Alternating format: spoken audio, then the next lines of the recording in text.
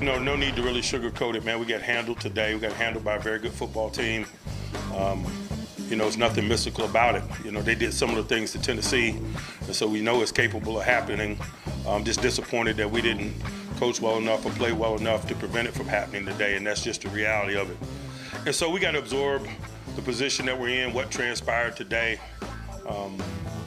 We got to know that there's going to be better days, not to provide or to seek comfort.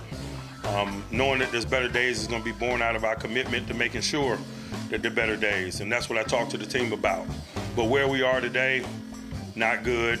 We understand it as professionals. We own it. It is what it is, man. We congratulate the Buffalo Bills on the quality game that they played. Just unacceptable and uncharacteristic for the Pittsburgh Steelers. They were the last team since the merger to be 14-point underdogs. They lost by 35. The Bills would have covered a 34.5-point spread yesterday. And even though there was one of those moments early on where the Bills mishandled the kickoff and they had the ball on their own 2, you think, here we go. The Steelers are going to find a way to just make the football gods. Nope.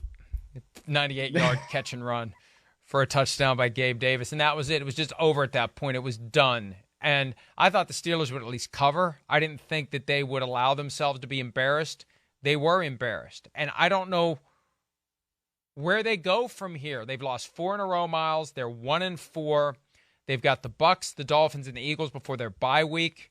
They're not going to have T.J. Watt until after the bye at the earliest. They can't win without T.J. Watt. They're now 0-8 all time without him. Yeah. This is a team that has not been this bad in a very long time. And every other time it's felt like the Steelers were going this route. I remember 1989, they lost 51-0 to your Browns, and then the following week, 41-10, I believe, to the Bengals, and it looked like they were done. Week 3, they beat the Vikings, who were a Super Bowl contender that year. I happened to be there, unfortunately, for that game, and they made it to the round of 8 that year. The Steelers rebounded from 2 horrific games to start the season to make it to the round of 8. This is on par with that, and it feels much farther gone than that 0-2 did. This just feels like the bottom has fallen out, and it's just going to continue. Lose to the Bucs, lose to the Dolphins, lose to the Eagles, 1-7. That's not the Steelers I'm used to at any point over the 50 years I've been following the NFL.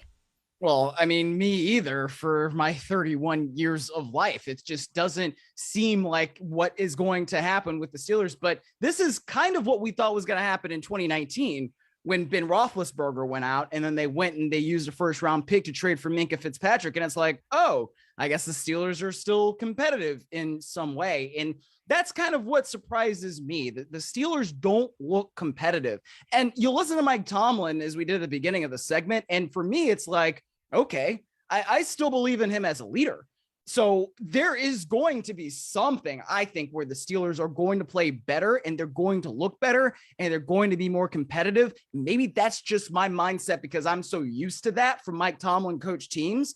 But at this point, that's about as ugly as it can get, as it did yesterday. I mean, when you're allowing Josh Allen to throw for a career high 424 yards, he's got 4 touchdowns. He did throw an interception. That was just kind of like one of those things that happened. And it's really a footnote because Case Keenum comes in with 10-16 left in the fourth quarter. You're playing out the string in week 5 against the Pittsburgh Steelers. You just don't expect to see that. That 1989 season is memorable because yesterday's loss, 38-3, was the worst since the 51-0 shutout at home to your Browns, September 2 years 10, before I was born. 1989. Yeah, and I'm looking at their. I still don't know how they made it to the playoffs. They were 9-7. They barely got in, and then they beat the Oilers.